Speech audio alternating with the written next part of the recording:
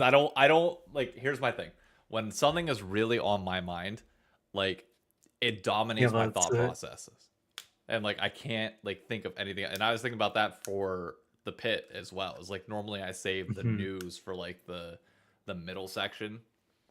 Yep. It's like maybe I can do that in like post editing where I make it look like that. But first thing I'm talking about is this, like without question. Point So two. I assume the one I put in about. I mean, I swapped. I don't know if you saw. I put it in the crossover podcast like topics Oh, chat.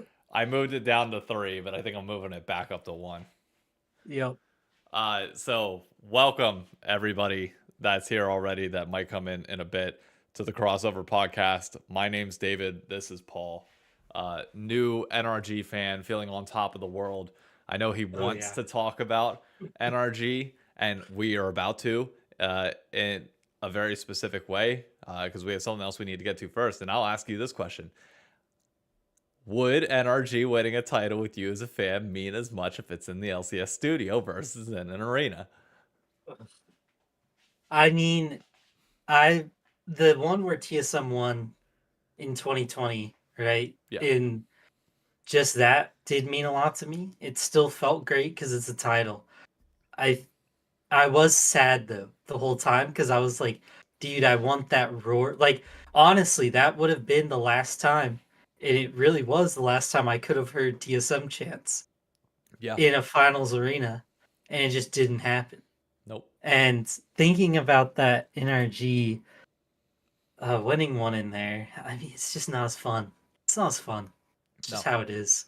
150 people versus even 2 to 3 or 4,000 is way different. Mm-hmm. Way different level of intensity. Yep. Yeah, I mean, we also won a title during the COVID era to the true. LCS arena. I think the LCS arena was empty that finals Yep. in summer, and or no, I think it had people. It had people in the studio, I think, but they didn't have like a traveling road show. And yeah, nothing. Like no, okay. Obviously, the title means a lot, and it's great to Mm. have a championship under your belt.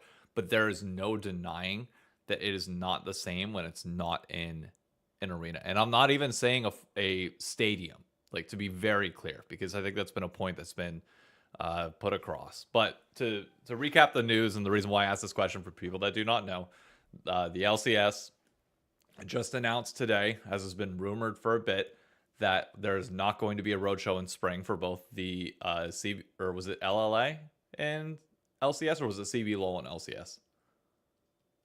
I didn't read anything other than LCS. I don't know. Either way, it's LCS spring finals. Yeah, it's LLA apparently. Spring finals for the Yeah. LCS at the Riot Games Arena, not even somewhere else, not even the amphitheater like they did in 2021, or like was that the Apollo Theater? I don't know, whatever it was, or the Greek amphitheater.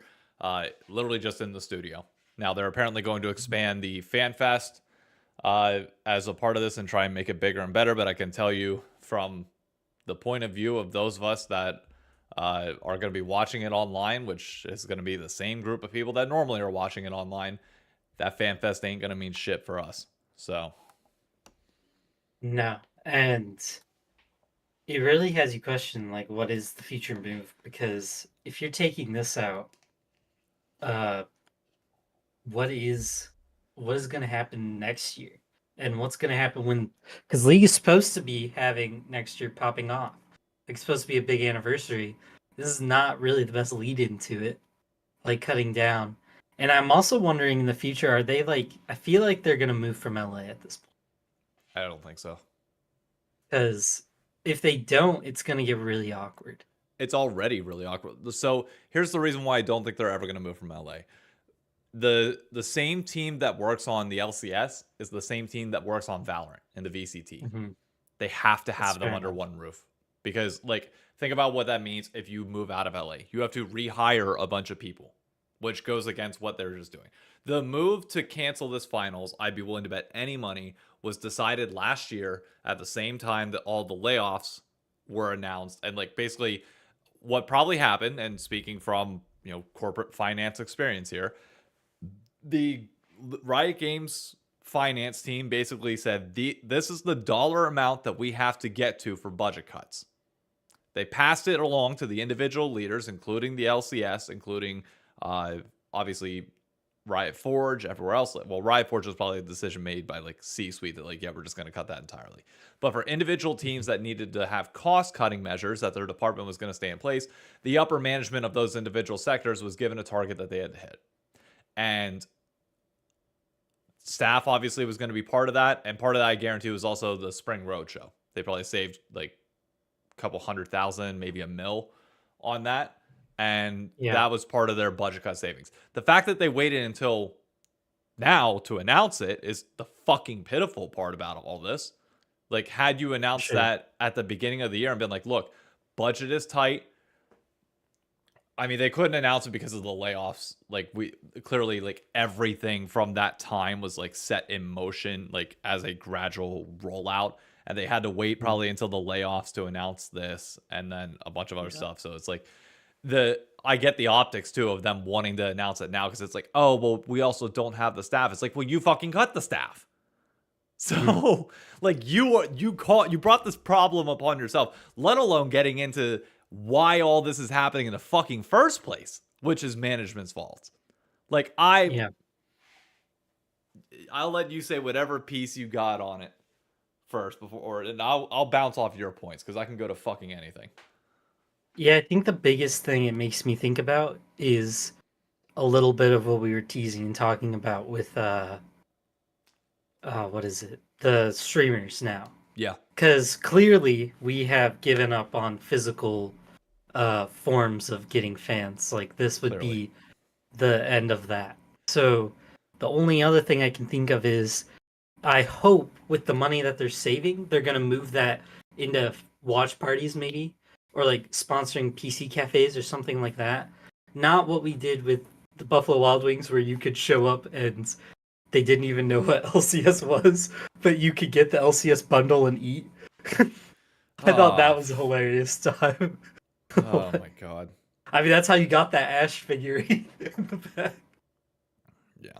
Didn't you show up to one of the places that was supposed to be having... I went an hour and a half north into the Bronx from Manhattan, which for those that don't know New York, it's not an easy trip. Went up there, manager didn't even know how to put it on the fucking TV. Yeah. It's like, Buffalo, I'm sorry. I said this back when, and I will continue to say this. We were not big enough then, and we are definitely not big enough now to warrant watch parties at Buffalo Wild Wings. Yeah. We are not. You have to start small and build your way there. Like so many other fucking things in the LCS, we jumped the gun. Like you put the buggy ahead of the horse and we're just like, fuck it, it'll be fine.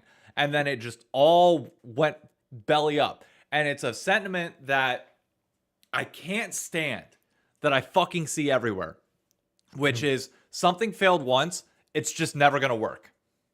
Yeah. I've seen that so many times on Twitter. It's like, Arsh, I think, tweeted about how, LCS roadshows aren't profitable, so they're going to cut them. It's like, how about we work to make them profitable? What are we doing wrong that they're not? You have thousands of people showing up to a location. Are you booking too big of a venue? Are you not doing the right things to make sure that you have supplemental revenues in addition to ticket sales at those events to make it profitable? What the fuck are you doing wrong that you get a couple thousand people to show up to a venue and you can't make that work? Scale it back. Do whatever the fuck you gotta do to make it work. But you sure as hell do not cut it. I don't get that mentality at all. It is really weird thinking about it because these things aren't in business. Like I'm saying, all these coliseums and theaters can't be in business if they're not making people money who are showing up to them and renting them. I know. Like that just wouldn't work. So it doesn't really make any sense that we can't make money on it. But it kind of feeds into that. What I was thinking is that you might have to look at PC cafes like you've been doing with OS and MyC. Like you can go places like that, maybe start building there, get up to, let's say, 25, 50 people there at an event. I think that's when you would get the attention of a brand that would be like, yeah, maybe this is something worth having. Like 25 to 50 people of business is pretty nice. Like that's when a restaurant would be like, yeah, we'd be willing, or a sports bar really would be like, we're willing to host this. we'd like an extra 50 people on a Saturday and a Sunday to Yeah. keep our place moving and buying beer or whatever. It's like You're driving that's what you're gonna business to have them. to do. Yeah, because obviously the current systems aren't working. They can't figure it out at all. We have talked about it ad nauseum. Like Like we've really said it's important to do. and I've got anecdotal It's evidence over for that here. too. Is like I felt bad. I wasn't sure going into the World's watch party last year whether OS would want to stay open until 3 a.m. because I'd Hmm. had watch parties with them all throughout the regular season of the LCS. And we would Yeah. get, because it was on weekdays and at a really shitty time for everybody, at most, we'd have 6 to 7 people show up. Yep. There were many days where we had 2 to 3. And I still kept hosting them and still kept trying to push it, but it wasn't working. And I was sitting there thinking, are they going to take a chance with World's Finals given what they saw for turnout earlier? I don't blame them if not. It costs money to keep the doors open, keep the electric on, like keep staff there to keep everybody happy. Like that shit ain't free. It ain't cheap. And they don't charge me anything for hosting these events there. Like it's purely on just getting people in the door and driving them enough business for it to be break even. And luckily, I'm thankful to this day that they kept with it and gave us the chance for the World's Finals watch party. Obviously, T1 helped a lot, and Yeah. we were able to pack it out. And then same thing for opening weekend of LCS. We got about 25 people there, and I'm really curious to see what happens this Sunday if we can get the same amount of people. Maybe the same, hopefully, maybe a little bit less. I don't know. But I'm super self-conscious of making sure that we're making it worthwhile for them. Mhm. And that, you got to start small. You cannot over promise and under deliver at all. Yep. And we gotta hope that that's where they're pushing. Because if they're not pushing the money there, and we're not doing an event, and they're just saving it, I guess that makes sense because the league is falling apart anyways. Or well, not falling apart. I don't want to say that, but the league has Financially, definitely it's have crumbling. some financial issues, and so it's whatever. Fair enough. We'll let that be. But it does make you question, like, why is there no idea of what they're doing with this? Why there's not a lot of transparency, and this is kind of a transparency business. Yeah. And I'm kind of just curious if they're ever going to say like what's going on. Here's something I want people to keep in mind with all this. When you see companies scaling back, they can't continue to scale back forever. There has to be a pathway to profitability in some way, shape, or form. Otherwise, you cut your entire business. Because when you scale, like whenever budgetary restrictions come in and you have to scale back on marketing, and you have to scale back on a lot of different things, you're cutting off future growth. You're hoping, basically what you're doing is you're barreling down the hatches and praying to God that you can hold on to a point where you can spend again to try and make more money to make it sustainable afterwards. And what I'm guessing, taking a shot in the dark here, is that for the next year and a half, I'd be willing to say 2, probably through 2025 if I was a betting man, LCS is going to be as bare minimum as possible. Like they're gonna button it down to the point where it is break even across the board for everybody. Which means we're probably gonna lose some people in that process. Hopefully viewership can be fine, but like you're gonna lose live events, you're gonna lose some of the arms that you have there. But in order to crawl out of that, in order to get on the other side, guess what's gonna have to happen? They are going to have to spend money. Yeah. At some point, you are going to have to spend money again, but you need to spend it wiser so that you're actually developing something. The biggest problem that we had is that when we were in that position the last time in 2016 to 2018, we threw everything away. We spent it on not useless things, but we weren't just spending it wisely. We were not doing the things that you need to do to develop fandom in North America. And I saw somebody say in response to me earlier, it's like, oh, well, the LEC viewership is thriving now, and they reduced to 1 Roadshow. It's like, yeah, why do you think it's thriving? Because Kcorp and Abai came in, who were doing those things. They were Yeah. hosting events for their fans. They were going out of their way to put their team, put their product in front of more people, which developed fandom, which then bled into the LEC. They invested the time and the money and the resources, and now it's paying dividends. So you have to do that same thing. You cannot continue to just keep cutting stuff off and say, oh, it'll eventually turn around. No, it won't. It literally can't until you do something to spend more money. It's not like you're going to get this massive influx of League players out of nowhere that are just going to be like, yeah, I'm going to tune into the LCS now. Great. We've already proven that even if viewership doubled overnight right now, it wouldn't mean that much to sponsors. It would mean nothing for media rights. So getting double the viewership right now, while good, while better, and helps their sales team, and definitely has a positive impact, I'm not denying that, it does not have the impact that people are making it out to be. Yeah, and when you look at Kcorp, they're about to finish an arena. Like, an actual watch party arena. And putting in that legwork seems like they actually understand what to do with their money. Instead of, what I don't remember, was TL having watch parties in their facility? No. And then No. They were doing stuff during Worlds, I believe. they were? Yeah. Okay, because I know 100 Thieves did a bit of watch parties in theirs. They did. I know TSM didn't do anything in theirs with fans. No. And when you look at it, even if they were doing watch parties, all of them, I know they weren't too big, were they? Like, no, and they're all in LA still. Yeah, and it's like, thinking about that kind of made me go, that's crazy. Most of them were bragging about spending like tens of millions of dollars. But like, realistically, they weren't getting a ton of fans in the building. No. / building anything with it that made sense for like the company, I guess. Like, it was a company space. It allowed the teams, I guess, to have a building, but it wasn't doing a lot of impact with their community / building them anything. I will say the 100 Thieves compound was used for more parties than, like, that investment. I'm not saying it was worth the money.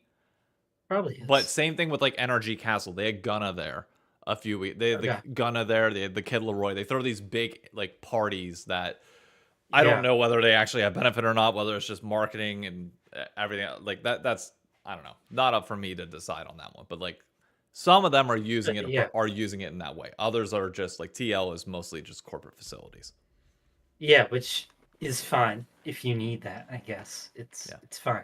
But it is, like, kind of baffling when you're looking at what Kcorp is doing and how they're just building this insane fandom, and they're diehards, and this team won 2 games out of 9 and nobody cared. And they just kept cheering, and they kept all their viewership. And then you look in NA and you're like, all right, I don't know how we're gonna build that, but somebody's got to do it. I don't know who wants to be the one, but somebody's got to step out and do it. I've got a general philosophy question though, and one that I don't understand. I'm just putting this out into the ether, and I've been sitting on this question all day that I know I'm using it for the clip for this video.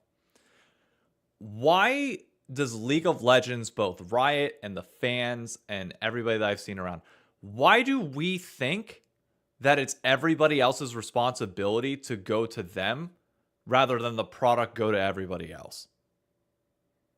Yeah. Think about it. Like, Emily went on a tour recently, or a year ago, with a company called Jurassic Quest. It's like some dinosaur thing that basically allows kids to, like, come in and see dinosaurs and learn about them. And just, it was like a really cool exhibit that, like, if you have younger kids, it was a great thing for parents to take your kids out for the weekend.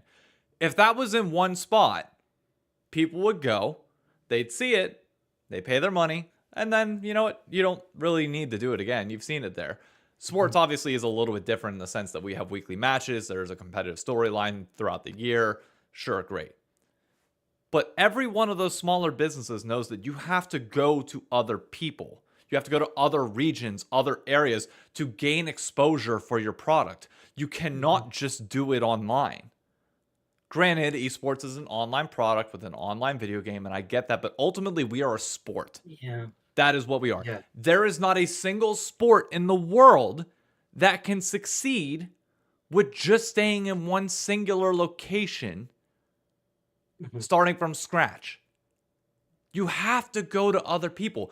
I saw a lot of people saying, oh, well, why aren't people, people can fly into LA. It's like, oh, we're having finals in the Riot Games arena. Instead of flying out or instead of going to your finals elsewhere, like use that money that you were going to use there to go to LA. It's like, motherfucker, we weren't going to buy plane tickets nor hotel rooms. People were going to drive up because we were within 5 hours of the arena, and that's enough for a day trip. And then you either spend one night in a hotel or you drive back. That's how we work here on the East Coast. I'm not paying money to fucking fly out to LA for a finals. That's too much. Do you understand the cost that you're asking people to spend there on a group of people that already don't spend that much money to begin with? Yep. So it is important to get that product to other people so they can just use the assets that they have, which is a car and the ability to get there, to drive and go to that finals. Take the product to them. Don't force them to come to you. What the fuck? When has that ever worked? Yeah, and where's Call of Duty at? Are they still doing like Ohio as their main base? No. So it's online for everything except for the majors. The majors are in person. Dang. Okay. Online for everything but majors. How many majors do they have a year? We're down to 4. 4 majors and champs. So 5 total LAN events. This year, the schedule is Boston, Miami, Toronto. I forget where major 4 is, and then finals is in Texas. Yeah, and I agree with what Nora's saying. Oh yeah, I haven't even gotten into that. It is worse viewing experience probably in person. I see what he's saying. Like, I get what he means.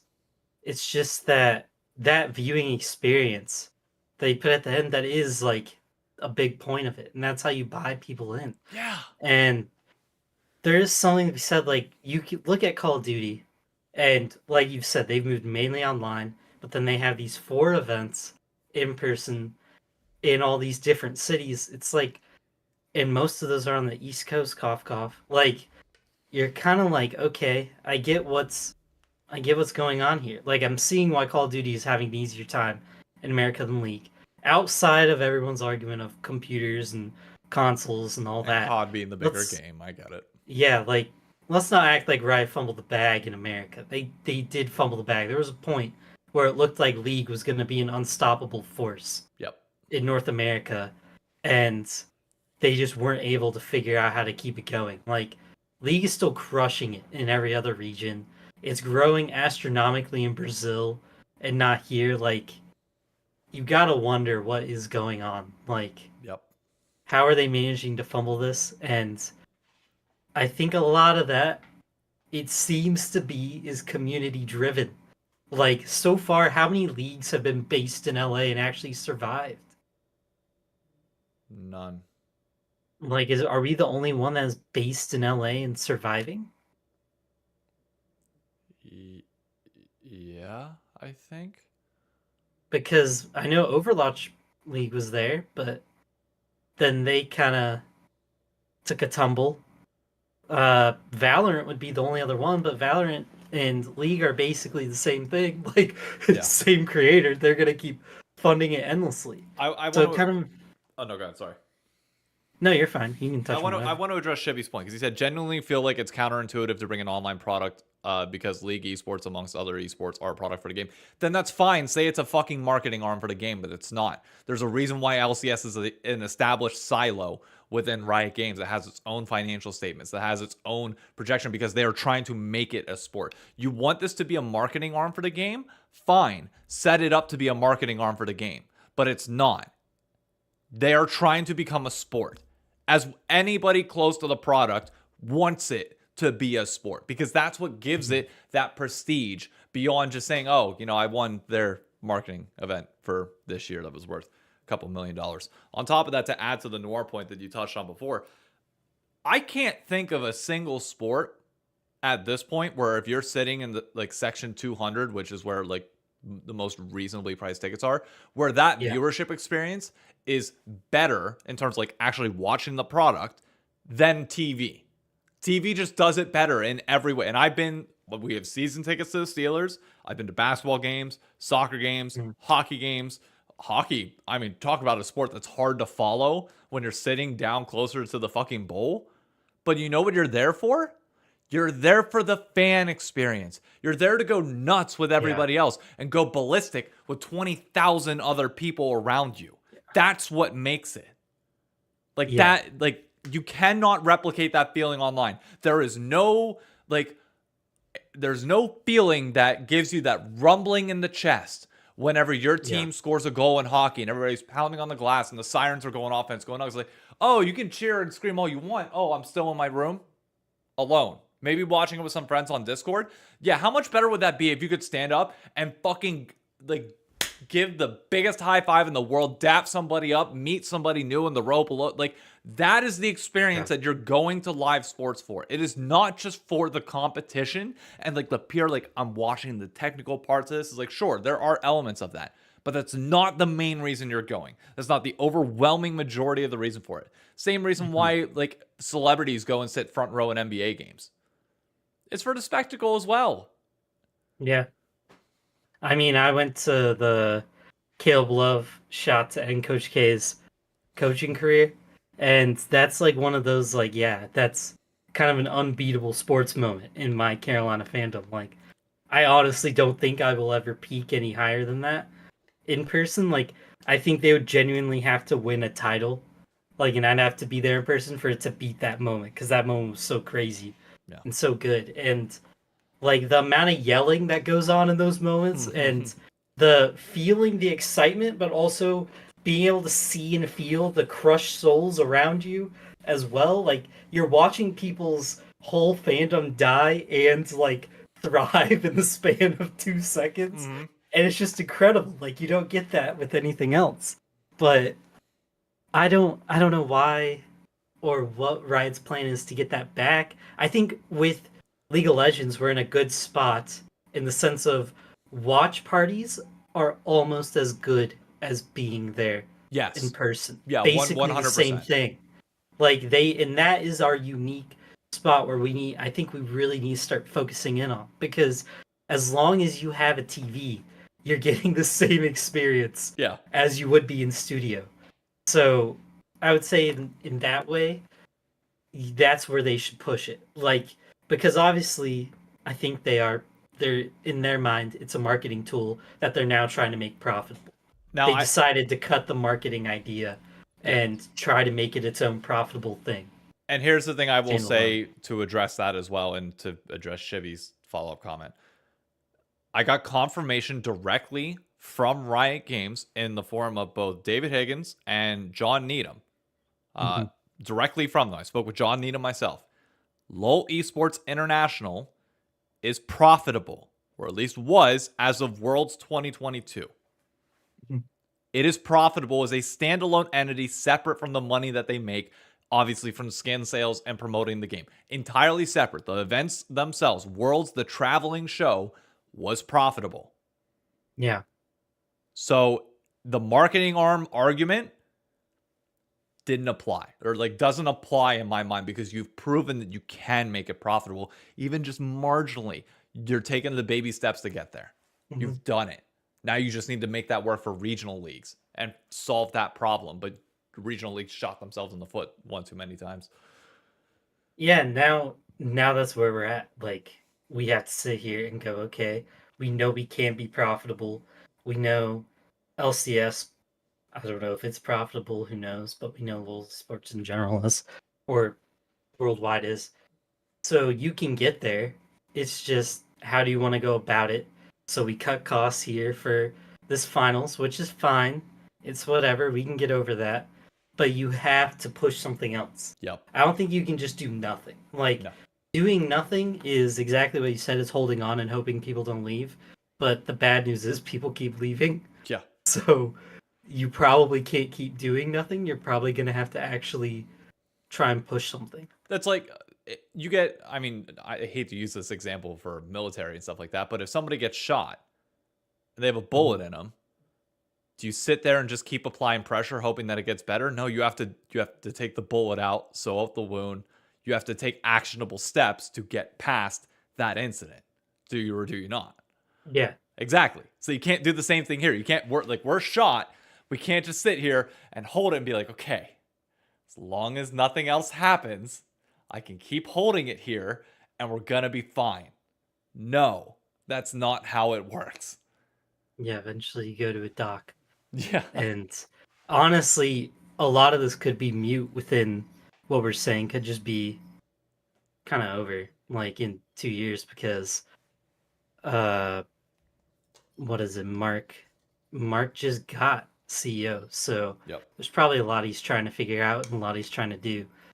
So I'd assume in 2 years, like he has to have some sort of 2-year vision that he's trying to think up, and all of this is stuff that in at least in a corporate setting, there's no way he decided most of these things. Like no, the overwhelming majority Yeah. were decided before he came on, and he got Yeah. responsible for messaging it all.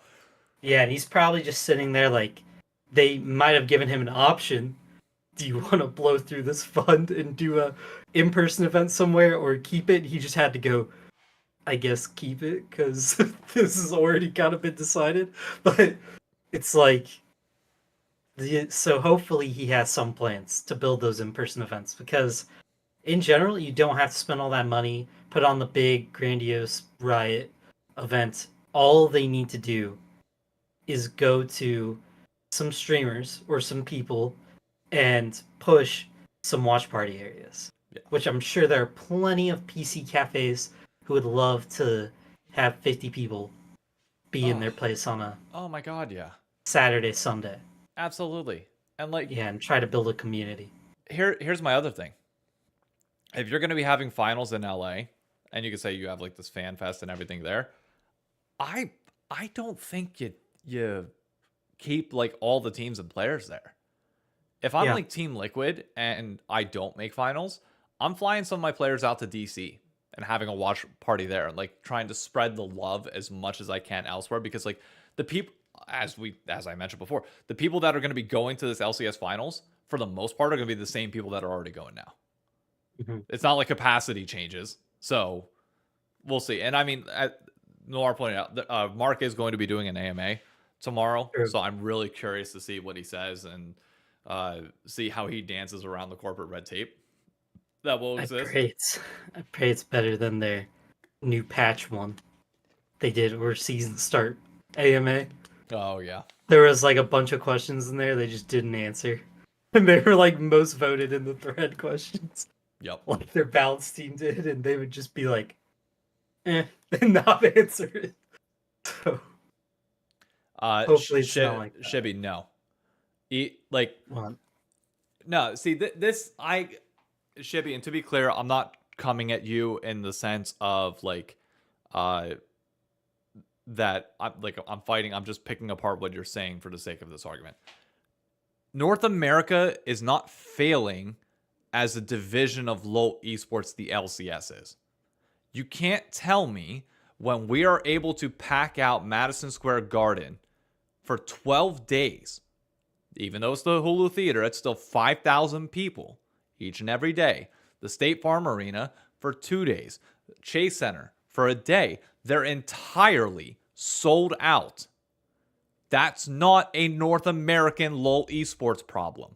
We are packing out the most amount of people out of any region. Out of any of the worlds that have happened post-COVID, we have packed out the most. Undeniably. So we have a thriving LoL esports scene here. It is just domestic LCS that is a problem that we need to fix. The international side, whatever they do, whatever cost-cutting measures they're going, maybe there was unsustainable growth on the cost side that they're trying to get ahead of and reduce down. Like, there's a whole bunch of strategy going behind that. But I do not like the argument that North American LoL esports is failing. Never have, never will.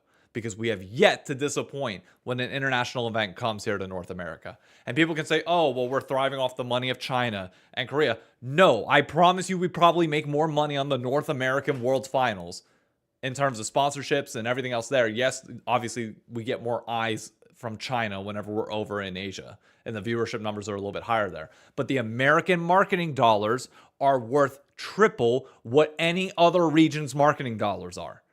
There's a reason why everybody tries to come to the US, and you don't have to take my word on that. You can ask Travis, you can ask any other personality in the scene. They will tell you, even those that are more established, Monte Cristo, etc.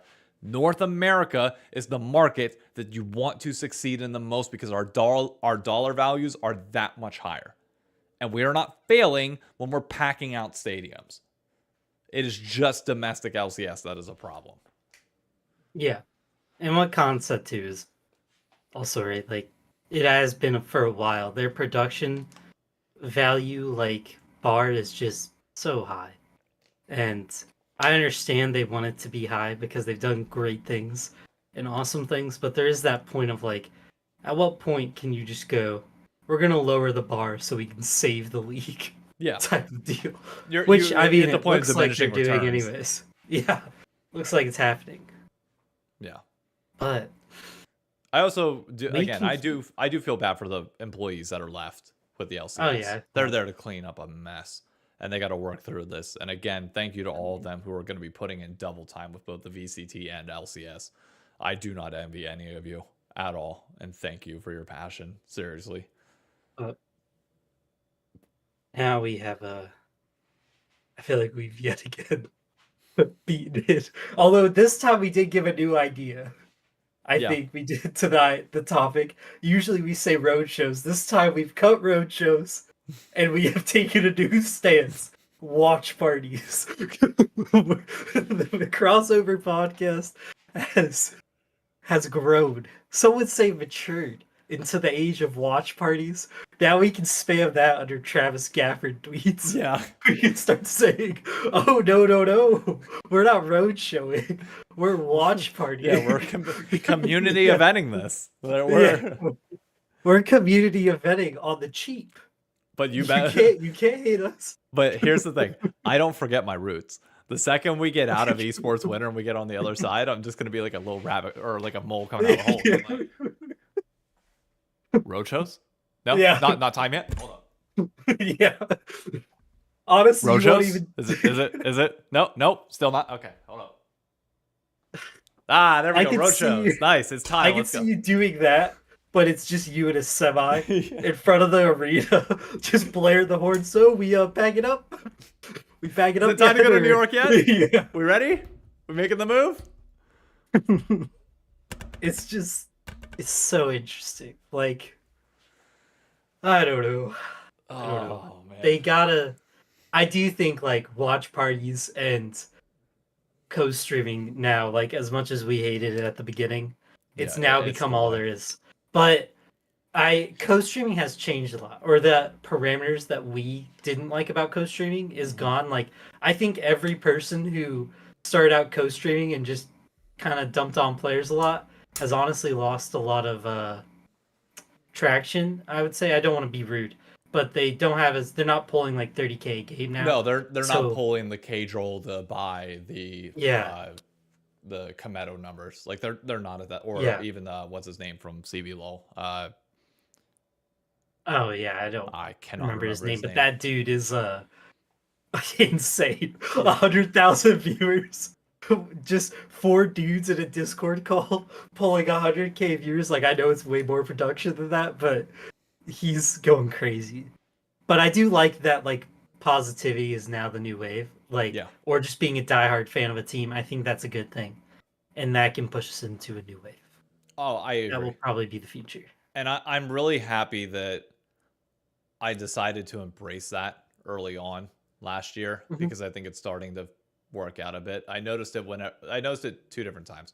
One, yesterday, whenever 100 Thieves tweeted out their jersey thing, the amount of people that tagged me under there, like, truly warmed my heart.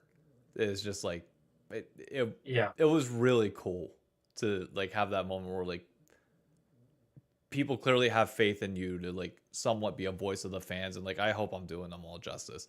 And the second was today in one of the many threads that were out there about this Roadshow thing.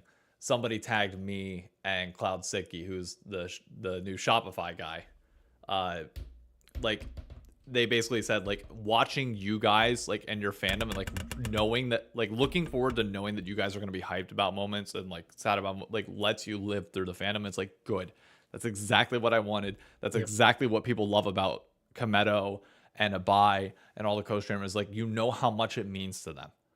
Yeah. That emotion is coming across, and that at least to me meant that like I'm doing at least a somewhat decent job at making it clear that yeah, it's ride or die fandom for your org above anything else.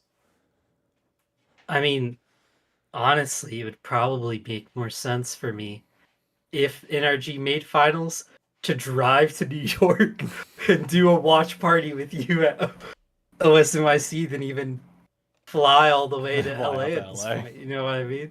Like, I feel like it would be better to just do that. I'm not gonna lie though, I could see that being a problem. What? Think about that. Like if people like start, I mean, it's a good thing and bad thing, obviously. Oh like, yes, I know what you mean. If Riot sees that people are starting, like people that are closer to New York are like, I'm rather than spending that money, I'm going to spend the money to go to New York instead. Like then it's like, yeah. Oh. Ooh. But then I mean, that that's to me how is, it is. yeah. But then to me, like that's proof that like yeah, the model I've been trying to preach is working. Yes. And the model that they built, not terrible, not a hater, just doesn't really work for anybody who lives, you know, east of the Mississippi. It's just not great. Like right now I would be better off going to like a watch party, a significant watch party in Chicago, Atlanta, or New York. Like that would be way more fun to get around people who love League. Like maybe that would happen in Indy. I don't know how big the indie League of Legends scene is that I'm not tapped into. But I don't know. Those kinds of things would just be better. Like, I mean, Indy's convention center kind of cracked. Like, I have a brilliant idea of how you can get easily 100 people to show up to an indie event. You promise that somebody walks out of there with Dark Cosmic Jin Chroma, the $200 one, just one. You say somebody's getting this for free.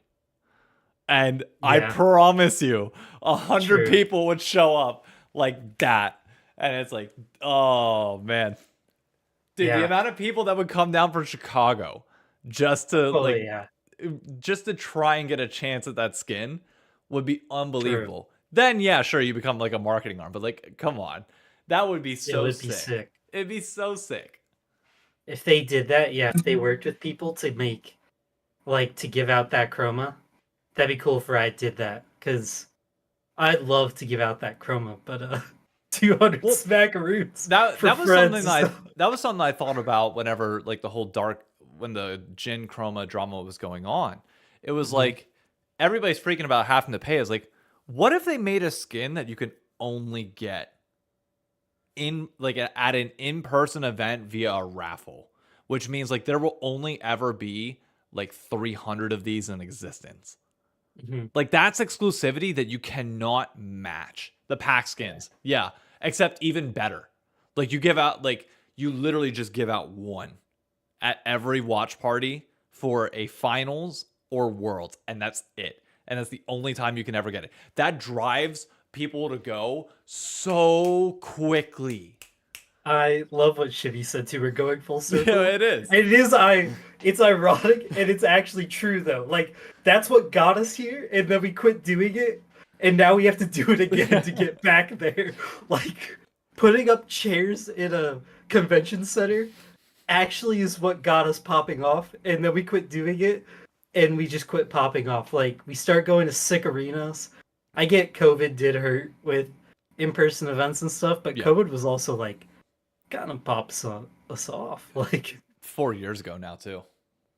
Yeah, COVID viewership was absolutely cracked, and that's when people started going like, oh, should this be full online? But clearly full online does not retain as well. Yeah, That was the other So thing I was there's thinking that. about is like if you have that Riot like remote broadcast center, like you could send games out to DreamHack to how you could have like a Comic-Con like super week event for the Yeah. LCS where it's like, hey, you know, we're gonna send our games out there.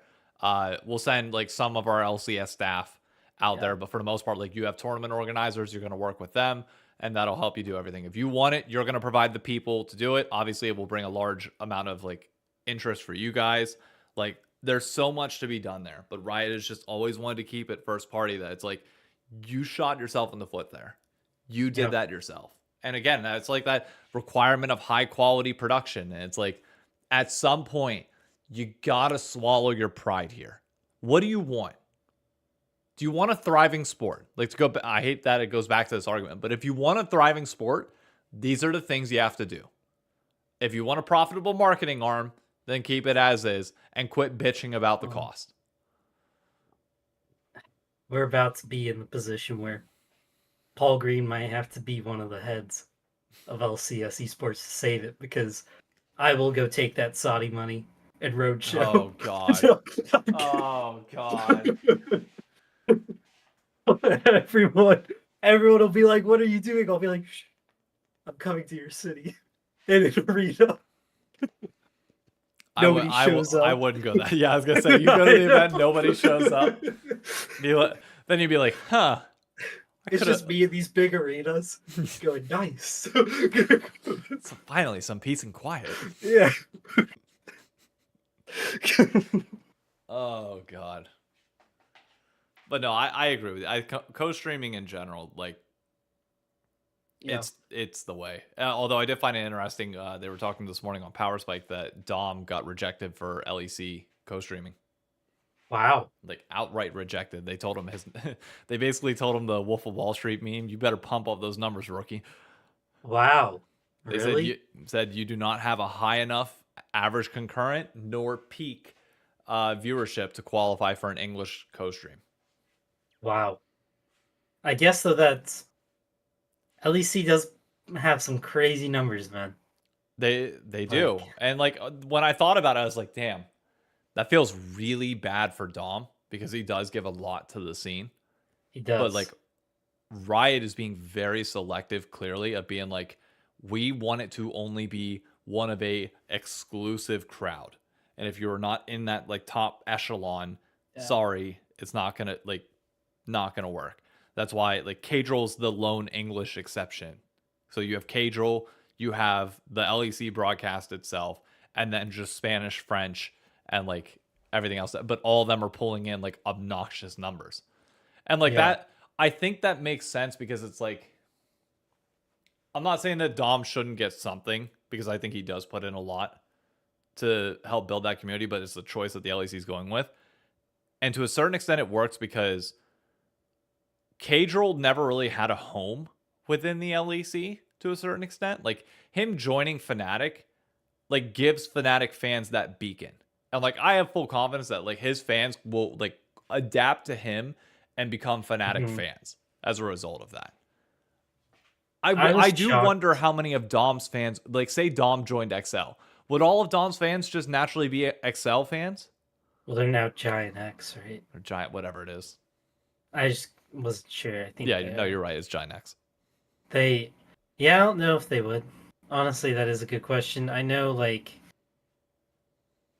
thinking about it, I was shocked Kcorp's fans jumped over. Like, oh, Zebra said no. That doesn't... There's one.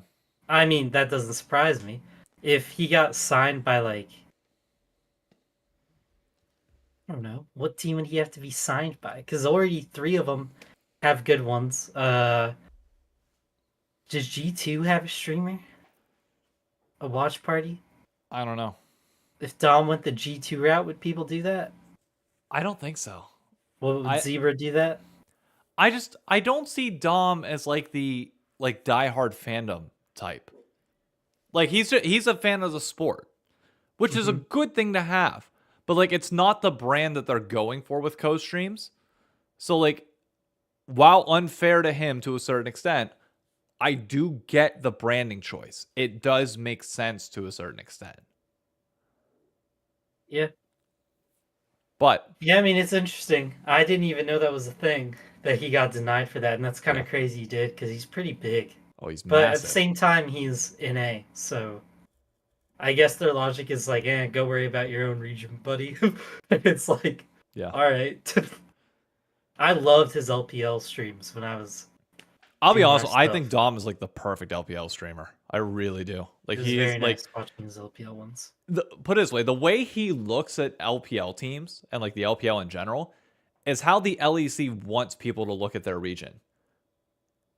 And that's not Yeah. how he like that in my mind is like the difference there. Yeah. What I wish is I wish one of the LPL teams would sign Dom. That would be cool. I think that'd be an insane move, and I think it would work out really, really well. I mean, he's a really big OMG fan.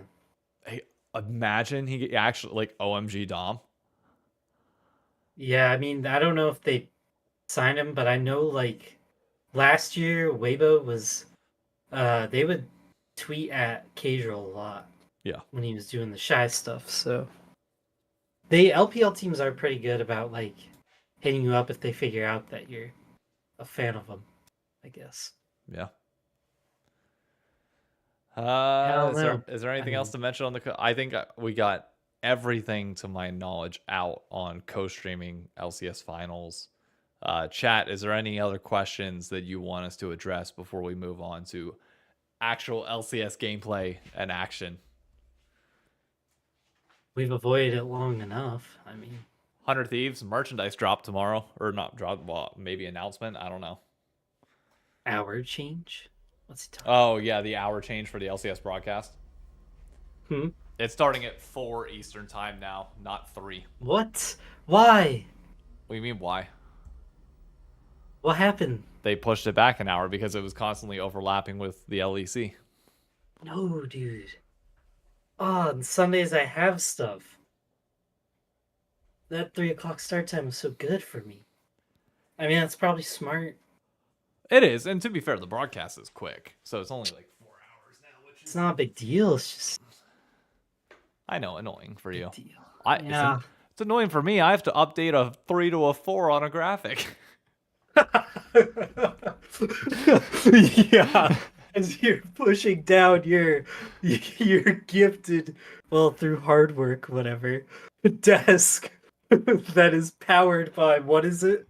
FlyQuest and Yeah. see. Woe is you. Woe Your is me. standing to sitting desk. I've truly adopted that influencer lifestyle, you know. Yeah. Next thing you know, Pokimane, YouTube exclusivity is on its way. We'll go full circle. You did scam Nick. Now, granted, he did. can't read. He can't read, but you also scammed him. We'll also not be talking about scamming anybody. That's not a good brand look. That is true. But oh yeah, somebody mentioned about LEC playoffs real quick. Any thoughts on Kcorp missing?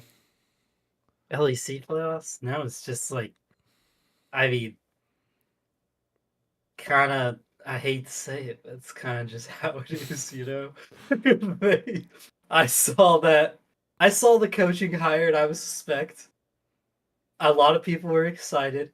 Now, I think more suspect was probably some of the players. I don't think many people thought Cabo had it in him, and I was one of those people who didn't think Cabo still had it in him, and it turns out he doesn't. So that's good to know. They'll probably fire their top laner and their support if they want to win next split, unless they want to keep losing. I don't want people to lose their jobs, and that sucks for them. But this is a business of winning, so people will lose their jobs. I think I agree. I think support top are gone. Yeah. Everybody's kind of memeing on Saken a little bit, but I think he's safe for a little bit. Yeah, he's not like, I don't think he's not great, but he's not the glaring issue every time I'm watching. He has some moments. He kind of gives me vibes of Insanity. Yeah. Like, I watch him and I go, oh, and then all of a sudden he does something good and I'm like, okay, all right. And then he does something again where I'm like, oh. It's that Family Guy burning down of the children's hospital. Me, I'm like, oh, no. And then it burns the rifle sight. Oh, well, that worked out. Okay, yeah. I was sitting there and I was like, man, I doubt they fire Yamato. No It's way. probably No just way. is what it is. But I was like, yeah, so it turns out my hypothesis that speeches can't win you games is true. A really cool voice and cool talking. I think he's got one more split to like prove it. If they come in last again, then I don't know. Then maybe you look at, because like in theory, your coach is supposed to be improving your players as the split goes on. Like your players are supposed to like tangibly and noticeably get better. That is your job as a coach. Wait, what? It's super weak? Yeah. Games off. You didn't know this? Don't tell me you just learned from the poll that just ended in Twitch chat that there's games on Friday. Okay, I should have known that there were games on Friday and put two and two together, because I already came in saying like, oh, 100 Thieves has three pretty, or two and one is realistic for them this weekend. In my head, I was like, it's actually kind of realistic. And then I don't know why I saw Super Week and I forgot that they play on Friday, so it is what it is. All right, And it's kind of unfortunate because I'm going to a Pacers game this Friday. Ooh, So I mean that'll be fun though. It will be it's fun. a Pacers game. You're fine. Prioritize yourself. Yeah, but this would have been a good. That probably would have been the one game I can watch hard this week. Whoa, came out bad. That would have been the one game I could actually sit down and focus and watch live. Pause. What are you watching the LCS for? Because what about NRG squad gets you because going? I have drill Saturday, church thing Sunday. So there's no way I could actually watch Saturday, Sunday. So in my head, I was like, game I can focus on Friday. But Pacer game kind of ruins that. I don't want to say I watch him hard, but I will say FBI does kind of get you going. Oh, jeez. When he's just crushing people. Okay. You're only saying that because he crushed us. Well, I mean, did he? Yeah, yes, to be fair, he did. Yeah. I mean, I'm not going to lie, like, Palafox was kind of... Last week, I was like, this dude's popping off. Maybe I was justified in putting him above JoJo. And then this week, I was like, maybe I'm not justified, but FBI is the best thing that's ever happened to me. So... This roster, I swear to God, is going to give you a heart attack, though, because now next week, FBI is just going to, like, shit the bed. And it's going to be on Dokla having pop-off performances. It's like, this roster is going to be one where, like, nobody pops off at the same time until playoffs, and then all of a sudden they just lock in, and it's like, oh, what? Where'd this come from? The only constant thing so far has been, like, probably the two most important roles, which is our support and our jungler are playing, like, pretty out of their minds. Oh, like, Contracts and Hugi are so good that it just doesn't matter that everyone else is so up and down. It annoys me that Hugi is popping off this much. Dude, he's so good. He's the X. He's the X that won the breakup so hard, and it's like, he's so. He is the Taylor Swift to me being fucking. I don't know. Literally, name any one of Taylor Swift's X or X's. They're like now. Seem to be Travis Kelce. Yeah, like you ain't gonna top that, and it just is what it is. And you have to live with the fact that you are inferior in every way. I mean, my like tweet and you retweeting it plus up because I get no traction without you retweeting. Yeah, tweet more often, brother. Yeah, what is it? He might actually be close to GOAT support status, but then it hit me one of his titles is from mid lane. Yeah. So he might need two, which honestly isn't unreasonable in the I next 2 years. I think he needs one. One, I think I mean, I think one. the thing is, they are the most confusing team. They're tough to cheer for, but they're great, so it doesn't matter. Is that they play so up and down, but then that FlyQuest game, they just gave it to him for like 20-ish minutes. They And I was slap like, them okay. around.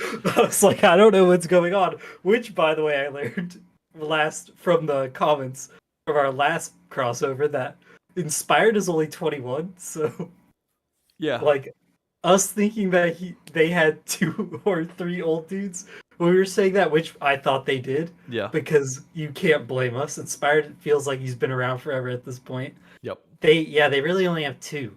And we say old in the term of league, like at this point 25 is old in league, even though it's not. But it makes you think, like, how many more years does who he have? Like, how much can we get away with it? Because he's playing kind of cracked, and he's, I think, 26, 27. I mean, support's one of those roles that you can play forever too. Yeah, Like as long as you realistically could. as long as like you have a good head on you, like the biggest thing that you need with support is like that ever evolving, like basically you need to be almost too smart for your own good in a way of Yep. like, got to be able to constantly adapt to whatever changes are going to be thrown your way, whatever curveballs are going to happen. But like, I, dude, he's playing so well right now. It's disgusting. I hate it. How did he live in that 1v3 bot lane against FlyQuest? That's disgusting. That shouldn't happen. Part of life. I mean, when Doko lived against you guys on that Jace, I was just like, bro, it's like I left a team that was cursed because they were mean, and I came to this blessed team that has luck. And it's now like, dude, all the good things keep happening to me. I don't know what to do. Like, and yeah, I mean, yeah, fair enough for the thing about Core. Like, I ain't gonna lie, Team Liquid's kind of crazy disappointing right now. They look really weak. Now, granted, it's early in the year, and who cares how you look at week 2 in spring? But that either Dig is way better than I thought, or was it Dig or Immortals they played close? Was it Immortals? I think Immortals because we played Yeah, Dig. Immortals. You're right. Immortals is either better than I'm thinking they are, or Liquid is a little weaker than I thought. I think Liquid's a little weaker. I'm not. Yeah, I mean, we'll see after this week. I'm curious to see how our matchup against Immortals goes. Uh, true. I don't know. I just feel like TL Impact is a weak side guy. APA is trying to carry, but APA gets like APA is so hot or cold. He's either like really on or really off, and there's little in between with him. Yawn has moments, but like he doesn't like. I forget who it was. I think it was Dom or somebody else said that like he lacks that X factor, and I think I agree. Like you never have those moments where like FBI, like even though he has his games where he ints, there's occasionally those moments where it's like, oh yeah, this guy's freaking good. And I remember that Mhm. it was actually a game of against Team Liquid when it was Huhi on Rel and FBI on Vayne, and we were going against what was at the time like one of the best bot lanes in the league at Tactical Core JJ, and FBI and Core or FBI and Huhi just put him in a body bag, like absolutely demolished them, and I was like, oh, I didn't know you had that in you. Now we just need that consistently. There hasn't been a moment like that for Yawn where it's like he smashes lanes, but then Mhm. it doesn't feel like there's that killer instinct to close it out fully. At least not yet. Maybe that'll come as time goes on. Like, and unlike some people, like I've seen others say, like, oh, it's time to move on from him, bench him, etc. It's like, I don't think so. I think you give him at least one more year after this. Yeah, Assuming he maintains like this level, maybe gets a little bit better by year end, I don't think you get rid of him. no, yeah, though. And Jan, like, do you gotta remember, like, Double Lift did take a while to get to the point where he was super clutch in winning titles as well. Yep. Like, if Doublelift was around today, I don't know if he would have been allowed to play long enough. You know what I mean? Yeah. Like they were choking so much. But then there comes a point where some guy just figures it out and it works out for you. I mean, not everybody is FBI and Berserker and just comes in and curb stomps everybody from the jump and looks really good. Well, FBI had that opening year with Golden Guardians where it wasn't like phenomenal. It was good. It wasn't Yeah, but they were playing pretty cracked at from times, bottom yeah. lane. At times, yeah, they were showing Yeah, it. they were like the bottom lane to watch. Like, remember that series? Because it was his rookie year, right? That The TSM TSM, series yep. where it was basically just Broken Blade and Spica, like trying to get kills faster than FBI and Hugi were on TSM's bottom lane, and it was a race. Yep. It was like, can top side get fed before bot side? Who knows? Hey, That was the whole thing. Con, don't be coming at me when I had a point. Well, What? FBI was a choker for a while, and Yeah. that is a good point of like, you got to give Yon time. Like, Exactly. Because there could be a point where a guy goes from, and it might not really be choking. Maybe we're being too hard on them with the term, but it is. I don't know what else to use for it. It is not winning in big moments. Exactly. So it's kind of just choking. And like FBI, like prior to this past finals, you look Yeah. at how he was performing in front of crowds, and it was pretty apparent that it wasn't like the same. You were not getting that peak FBI that you had to get in order to win a title. You needed that FBI stomp, which we now got. Great. Yep. But like taking like the thing you can't do is you can't rewrite history just because it ended up happening. Yep. The pathway to get there is just as important as the end result, if not more important. So I'm with you. I think you like. I know a lot of, again, everybody wants to kind of give up on Yawn. I say keep giving him time. I've seen enough to warrant at least the remainder of this year and possibly into next year if this year goes well. Now, if they drop the ball hard at the end of this year and he collapses, maybe you look at either replacing Core JJ or replacing him, like whatever you want to do. Yeah. You do. But, and to be clear, I don't mean to replace it. I don't think Core JJ ever leaves Team Liquid, ever. Like he just swaps to coach or like goes staff route. Like I just think TL is Core JJ at this point. Yep. It's going to be an interesting one because TL is they want to win again. It's been so long. I mean, how long has it been since? Since 2019, they have not won since Doublelift left the team. So it's getting close to that 40-year mark. Yeah. And they're probably not too thrilled about that. I mean, nobody would be. So they're probably pushing to start getting a win now team again. And they're going to get their money right. Steve is good about that. So he's going to be able to buy a good roster when the time comes. But it is kind of tough because right now, you do got to give guys some time. And as much as we do the boomerang meme, like, you know how people tweet that when a import leaves? Like, there has been quite a bit of boomeranging of NACL players as well. Like, your challengers players coming up and down. Like, guys like Armeo are ones that I think of off the top of my head is like, how many times has this guy gone up and down and up and down? And they then have to find somebody else again. Like, because I feel like Immortals is going to do that. They're probably going to end up replacing him. I mean, that gets around to the other point of like, you just don't have the talent under North America to like constantly flush people out. Like if you fail on the LCK or LPL stage, like you get like one or two cracks and then like you have to go down and really fight your way back up. But like here, it's like we just don't have that level of depth to really flush it around that much. And we don't have enough sister leagues in the bottom part. Like in our secondary scene, I don't think there's enough leagues for us to even be able to push that talent. Like, no. I mean, I got on today on LoL Esports, check the schedule, bro, and there were 5 leagues going on that were all second division games in LE, like in Europe. Yeah. There was a Greece league, bro. There's a Greece league, a Dutch league, a Nordic league, like there was a French league and a Spanish league, and I was like, "Are you kidding me, bro?" I was born in the wrong country. It's so annoying. Yeah, they have crazy amount of underleague stuff, and then you look at NA and you're like, Challengers League, and have fun. Yeah, Okay, and here also our Challengers League.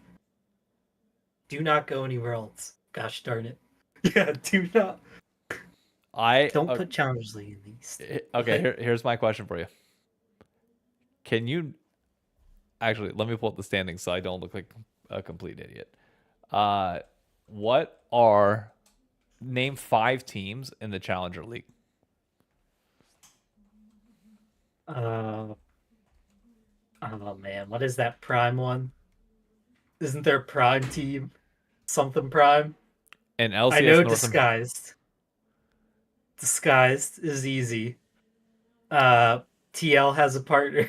I think NRG has a partner. I'm pretty sure FlyQuest has a partner, or maybe just an underling team. Other than that, no. I don't know. I don't know any other names. I No, don't know I anybody don't see a playing in there. prime anywhere in here. Cincinnati Fear. Okay, so you got Cincinnati Fear, you got the Skies Toast. um, There is there are 2 LCS orgs that have teams. okay. Two LCS orgs, so FlyQuest, That's one. right? And would it be TL? Or did they partner? It would be TL. Okay. So Uh, there's four of them. yep. And I need one more, and it's not Maryville, they're college, right? Or is it Maryville? Maryville is the #1 team right now in the NACL. Okay, chat build me out. Thank you, Knox. Maryville is What? legitimately the best team in the NACL right now. What, dude? Yeah. Dude, and the thing is, like, how would we know this? Or what are we supposed to do with that info? Because you can't even watch it every day. Oh no, Because I, they don't I allow anybody to stream it, not don't only that, they? but I know a lot of people were like making a big stink about like the LCS rating them afterwards and uh like how it was like a really good thing that the NACL was going to be after the LCS. Sure, I haven't watched any more because of it. Like Mhm. the second LCS gets done, like my entire schedule consists of downloading the 100 Thieves VOD and get to editing. And I can't have anything on when I'm editing because I'm paying attention to sound. So I pay no attention to it whatsoever. Like Yeah. I just don't have the ability to. Like there's no chance. By the time games are done, great. I got my video that needs to be up the next day at 11 a.m. done. So Moose haters on Wildcard Gaming. really They're 2-0. nice. Dude, there will be a day when Moose Hater gets to the LCS, and I'm gonna be so locked in, dude. I know nobody cares about Moose Hater but me in our sphere of League of Legends, Yep. but I am so excited for Moose Hater Garen to eventually get to LCS. Same. I need the Moose Hater versus Adam plot. Dude, it's gonna be so good when we go whoop on him, and it's just Moose Hater, and his name is so funny. I don't think there's any name funnier than Moose Hater. I don't, That's just so funny to me. is he Canadian or is he American? I have no idea, to be honest. It'd be better if he was American. If he's Canadian, then like, hang on, Moose Hater. LOL. Austin Murray. He's American. He is? He is American, Okay. and he hates the Canadians. Noted. Like on January 29th, he tweeted out his new Garen build, and it's Stridebreaker, Trinity Force, Phantom Dancer, IE, and I think Mortal Reminder. That's the name. The one that stops healing and gives you armor pen. Really? That's his new build. Like that is, dude, this guy watching his solo queue games is so fun. Like I wish Riot still had that uh watch the top ladder play solo queue games. I Yeah. used to do that so much when I first got into the game. I'd literally just sit there and eat cereal and watch dudes play. That's kind of hilarious. Although I'm looking now. Man, the Liquipedia page is not updated whatsoever, because it says his latest team is like Peach Cats for Moose Hater, but on Oh, it obviously is. the LCS like website it says that Moose Hater is their top laner. Well, maybe he did leave him. I don't know. I'd have to check a VOD. I have legitimately no clue. But anyways, moving on from the NACL. What was I going to ask you about? There was one specific question that I wanted to, or one topic that I wanted to. Oh, fucking Palafox's comments on Berserker. What happened? Oh, yeah, From the yeah. interview. Yeah. That's wild. I Yeah. love it, but that's wild. I mean, maybe he's just trying to build a rivalry. I don't think he was like, I think he was just being honest and just like speaking his mind for the moment. People don't know what he said. Do you remember exactly what he said? I didn't look it up because I gotta. I mean, I'm pretty sure he just said that he thought people like Berserker aren't able to win like internationally, wasn't it? I He thinks thought his it. play style. Yeah, I thought he said he was just like he like basically it was something along the lines of like he comes over or he came over here and like was good because he was on a good team, but just plays the same play style that is never going to work internationally and Yeah. is very easy to take advantage of. And he doesn't Yes. change anything. And you can find this in the cloudsidky Yeah, interview. cloudsidky's interview with him has it. And oh my god, what a quote. I mean, honestly, the What? whole interview, like, Palafox was going crazy, like, just saying stuff. I was kind of blown away. I was like, bro, he's just like trash talking. Like, he's really trash talking right now. He's Like, just he called a airing it lot of out. teams bad. And he was like, honestly, we feel more comfortable than most about going international because it's like we're not that scared, and it seems like everybody else is scared. And I was like, dang, dude. I was like, he was just like, everybody's scared. And I don't know why. I love it though. I absolutely love it.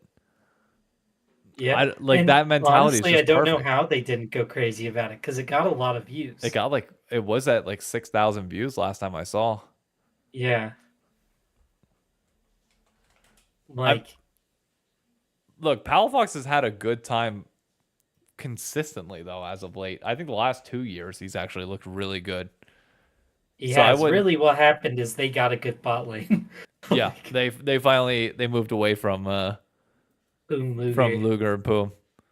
That They were video is now fun to sitting at watch. 12,000 views on his channel. Yeah. I mean, it was crazy, dude. Like, he really went in. But I mean, that was fun for me. Like, I enjoyed it. I was sitting there just chuckling the whole time. I was like, yeah, that's my guy. I was like, screw them all. Like, FBI is the same way, though. FBI is super honest. I cannot I wait for feel you like guys rematch with Cloud9. I feel It's like everything I hear about FBI is like he's just like, eh, these guys suck. I from what I hear, people are like, oh, like he talks his shit in private, but like just doesn't Mhm. air it out in public. And like you can kind of tell like the way he's talked in like some of the interviews, like what back whenever they did like the 100 Thieves content of like all of them just like kind of coming on the mic and talking for a bit. Yeah, Like he would like he gives me that like I don't give a fuck vibe. I'm gonna come out here and do my shit, kill my lane, and whatever, and look good doing it. But like, you know, just a very no bullshit attitude. I gotta find it because it was an NRG interview, like or NRG show they did, Oh, the hot wings one, and the spicy wings yes, one. the hot wings one was where I like low key that video, bro, did a lot in getting me to become an NRG fan. Like just sitting there and listening to this dude just be like brutally honest with people and call people like there was one point I felt bad, like genuinely bad. He was like, I don't get why Wild Turtle's still in the league. FBI said that, and I was like, oh, it's like, can you say that? And then after that, they said something like, what was the thing that made you most mad or something? And he just started saying how he was like, there was this moment where I was right and nobody would admit I was right. And then at the end of the year, you all finally admitted I was right. And I was like, dang. Like, bro keeps his receipts. He was like, you can call me hard-headed all you want, but I was right. And I was like, dang. I love that so much. I really do. And that's where it's like, honestly, I'm really happy that NRG has you now because you keep an eye out for these moments. And by the way, don't be afraid to like screen record portions of those videos. Like even if it's just for like 10, 15 seconds, it's like fair use. Mhm. And then just put it out on Twitter. Because I will quote retweet that shit. And I've like NRG needs a fan like you to do that, that knows how to True. talk shit and have all that. Embrace it fully. Yeah, and hate people. Well, I'm not hate. I shouldn't say hate, but But be talk a shit. professional hater. Yeah, Yeah, talk shit. there's. I ain't gonna lie, I was worried at the beginning that they were gonna lose to you guys because I didn't get to watch that game live. So what I do is I just go to Little VODs or whatever, Yeah. and that's where I watch everything. And I was sitting there and I was watching this thing and I was doing that thing where I was like, bro, I want to fast forward so bad.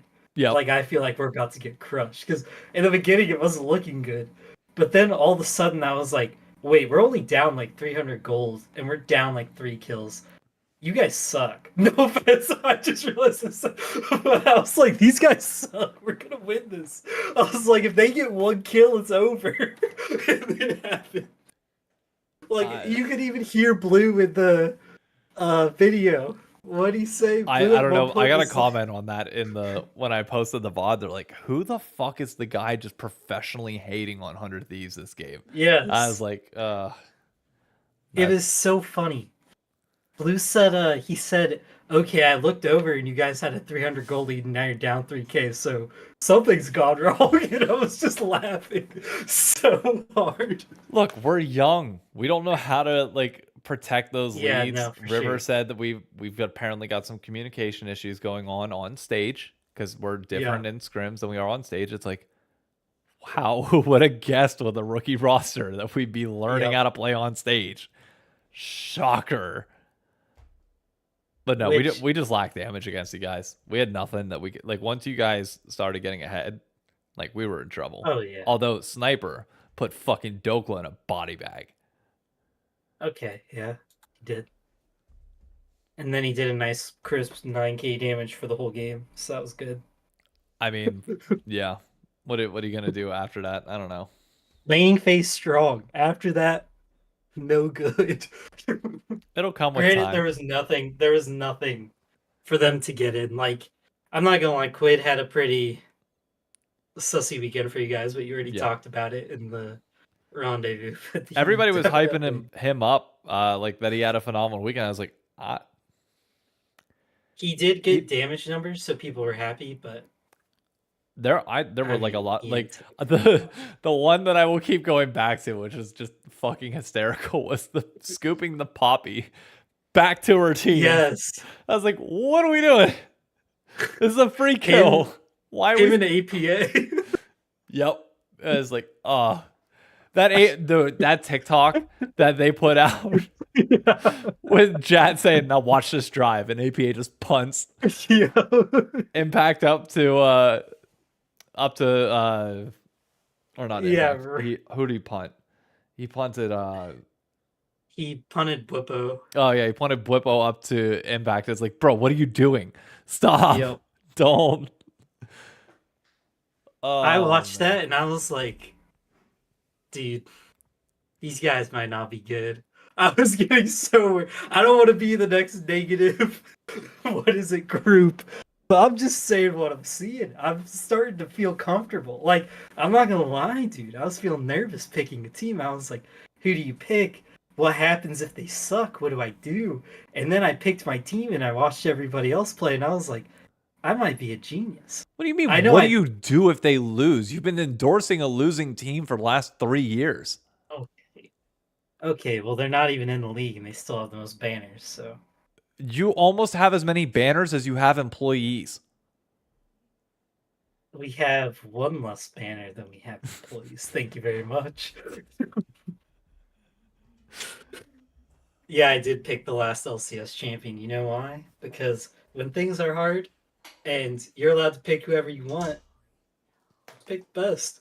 I picked the team that won it all and also upgraded at sport. So Paul is apparently used to things being hard when he watches LCS, so I don't know, giving himself a break.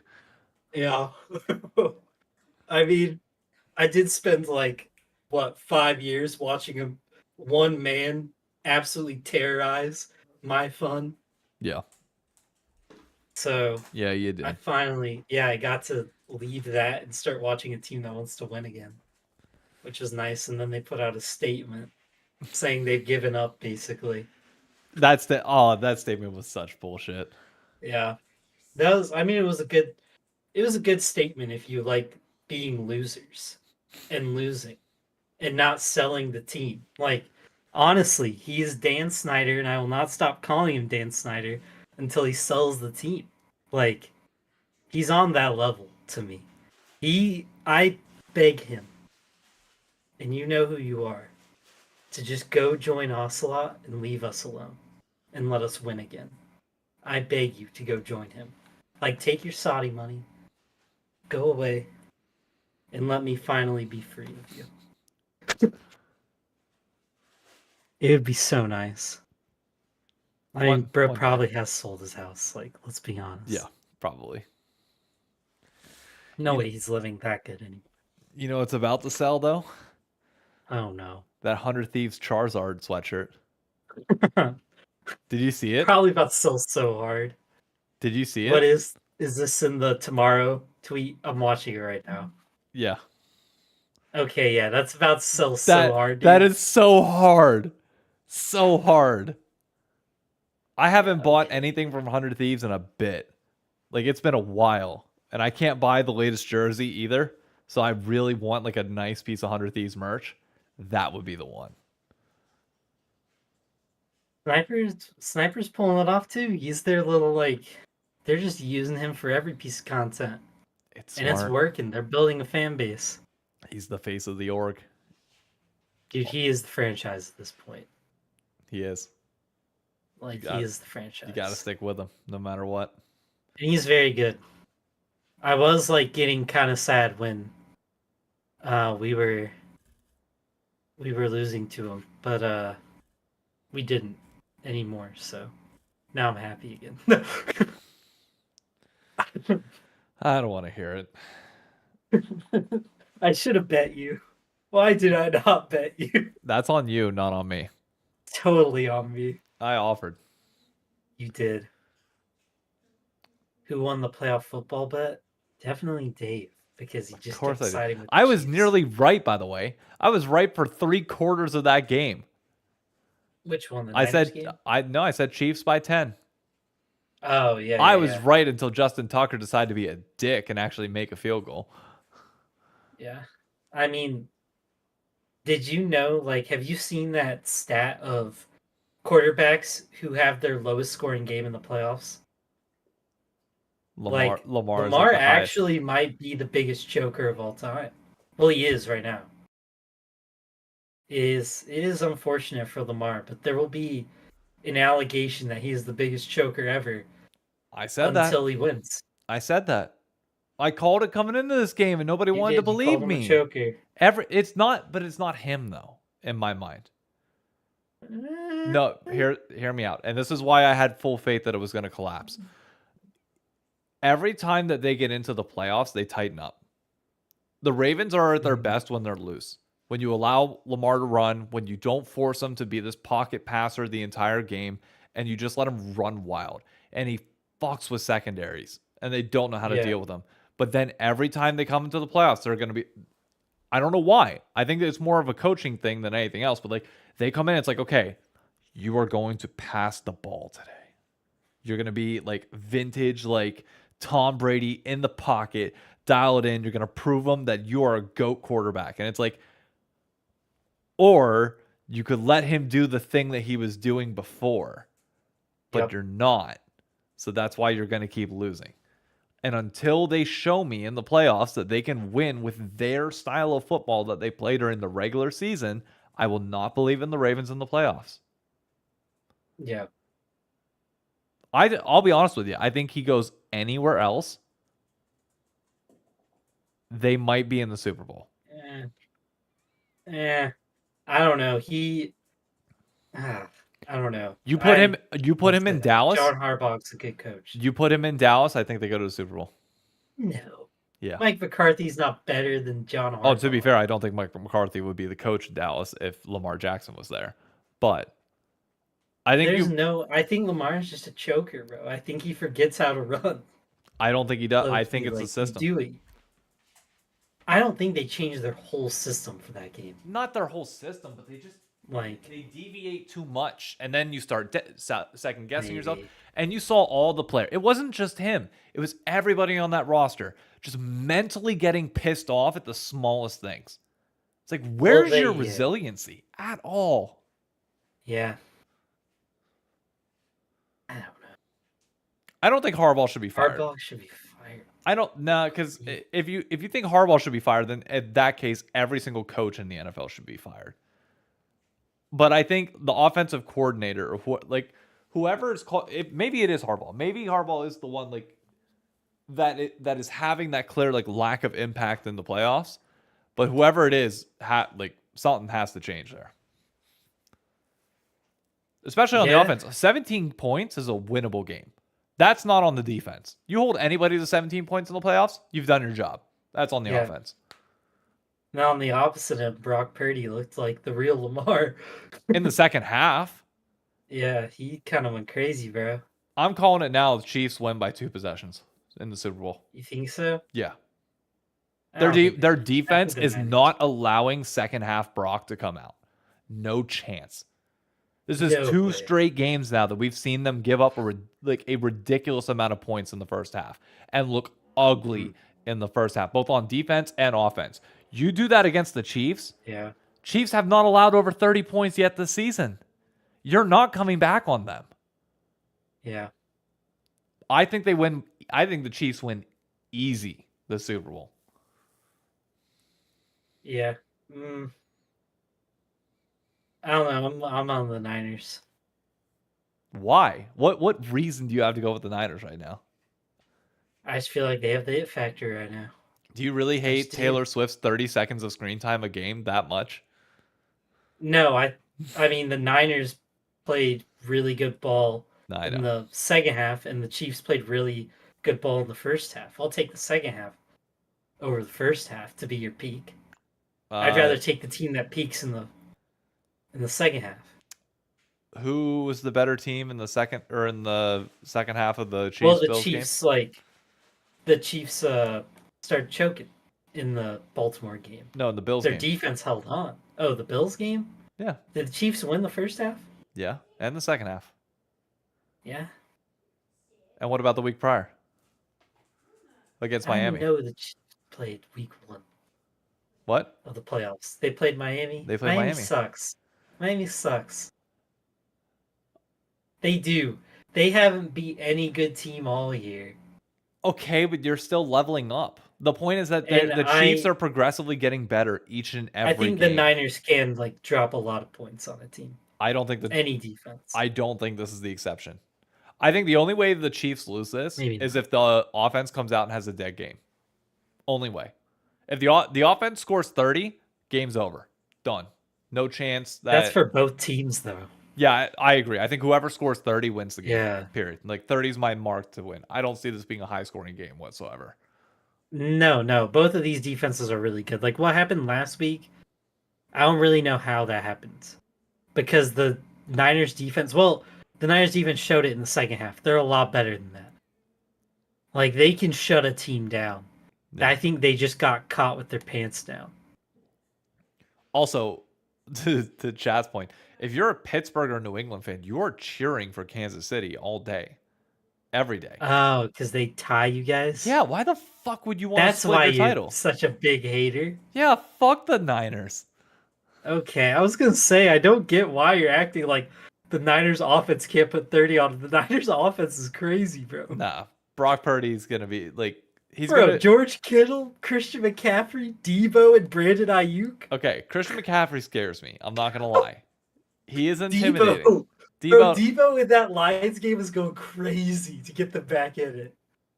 Look. They had like 3 plays in a row where they did screens, and he just ran over 3 dudes to get 10 yards because he was like, we need something to wake us up. Like, Debo might be the most gets the team going player in the NFL. It's crazy what he can do. But they got Patrick Mahomes and Travis Kelce. And Isaiah Pacheco. He's pretty good. But as long as Pacheco's healthy. Yeah. His foot clearly was like a bit of an issue towards the later portions of. And boo-hoo, it's playoffs football. Be a man. I agree. I agree. It's broken. It's so duped. It's not broken. It was just strained. So. Oh, okay. I don't know. The Lions are hella fast, dude. They are. Also, I love that New York Times article that came out. It's been first and foremost, I'm all in on the Travis Kelce Taylor Swift love story. Like fully, like 10 out of 10 invested in every way, shape, or form. The amount of people that I've seen bitching about her being on screen, and over the course of a 4-hour broadcast this entire year, she has averaged 42 seconds per game on screen.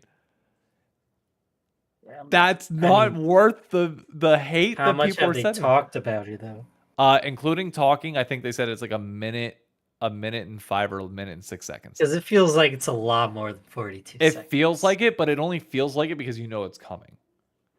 In actuality, it is nothing at all. I also don't want Swiftie fans to be happy. I just don't. I don't want them to join football and think it's this easy. So here's the thing. I want them to suffer. Everybody's thinking that the NFL is going to rig this for the Chiefs. I argue the opposite. NFL is going to rig it against them. Because what's going to go harder than Swifties on a comeback tour for the NFL next year? They're already like... It's true. What I find hilarious is that people went so hard with the Lamar edits and then went even harder already with the Brock Purdy edits. But you're still getting dwarfed by the Swiftie edit numbers. Brandon's right. What? Brandon said it's not the fact they show us the idea of people talking about it, including this. I don't want to be propagating something I hate, so... I will be propagating it I will all let day. you finish talking about it, but I will not speak. Look, I am here for true love. And if you can look at the end of that game and not tell me that those are two individuals that are in love, I don't know what to say. I'm predicting that they get engaged before next year's season. And I don't want to know the baby wave that will come in if Taylor Swift and Travis Kelce announce that they're pregnant at any time in the next 2.5 years. You're going to see every white woman you know all of a sudden have an announcement that follows in the next 6 months. This is the worst thing that could have ever happened, honestly, in American history. Whoa. White women getting this involved in football. It's just not fair. And the fact that they all think it's this easy, and they're talking trash, it's frustrating when you come from a fan base that actually cares, because you know they don't care. They're just typing on Twitter because they're bored.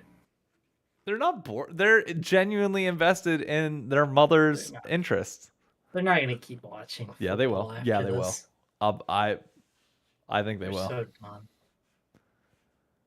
I think like all those people who watch the halftime shows of Super Bowls and then never watch football again. I mean, to be fair, that's kind of warranted. The halftime show is an incredible moment for like so many different artists.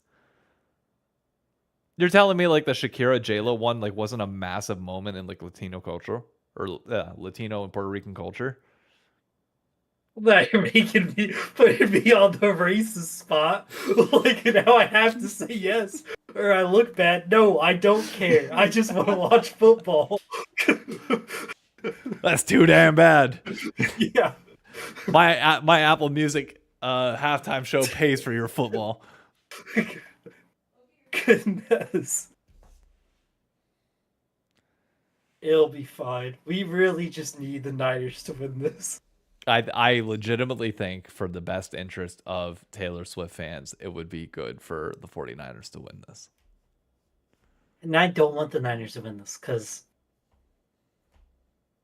don't like them. I don't like I hate the Niners.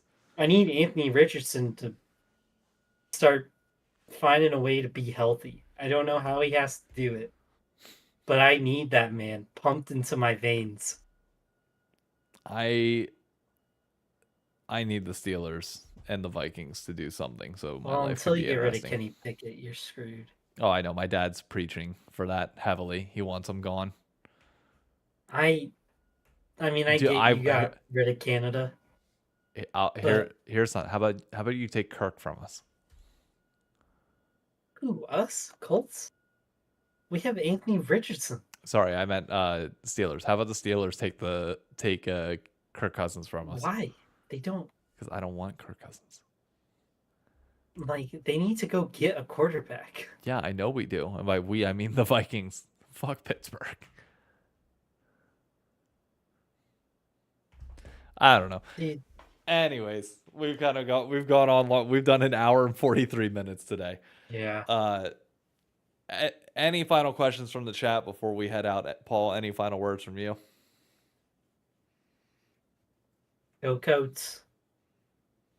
I guess to end in football terms, and Carolina, I need to bounce back Friday. I need those boys to lock in. I know the loss to Georgia Tech hurts. I need them to recenter, refocus, and come back more awake. Because it's Duke week. Saturday is Carolina Duke, and this means a lot. Really? Yeah. Oh, is it in the what stadium is it in? It's in the Dean Dome. The Dean Dome? Okay. So it's at UNC. Okay. yeah. And like 3 of our probably most talented prospects are coming, so we really need this one. Like, we got some 5 stars on the line. So you know what we need to do? We need to take the crossover podcast mobile someday. We need 3 things that we need to go to. We need to go to 1, an actual LCS game together. 2, true. we got to go to a Duke UNC game. So expensive. At Duke.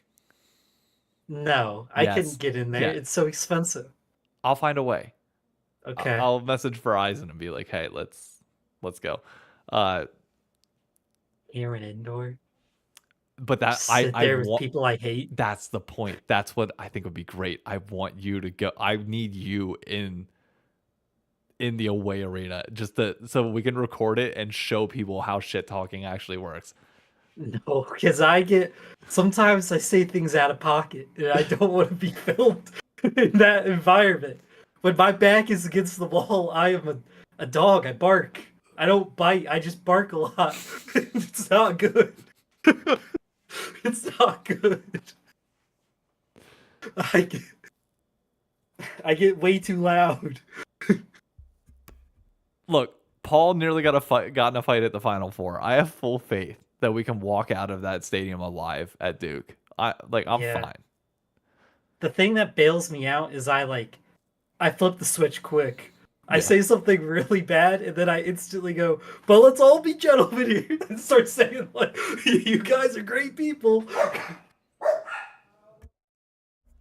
Alright, the dogs are my cue that I gotta dip out. True. Thank you everybody for coming in. Longer episode tonight. LCS on Friday.